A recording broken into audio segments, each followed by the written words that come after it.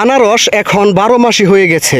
আমাদের মুরব্বীদের কাছ থেকে শুনে আসতেছি এবং আমরা দেখে আসতেছি যে আনারস সিজনালি বছরে একবার করে আসে, কিন্তু বর্তমানে দেখা যাচ্ছে বেশ কয়েক বছর যাবৎ আনারস 12 মাসই হয়ে গেছে। এই তো এখন বর্তমানে আনারসের সিজন চলতেছে, আর হয়তো কয়েকদিন পরে সিজনালি আনারস শেষ হয়ে যাবে।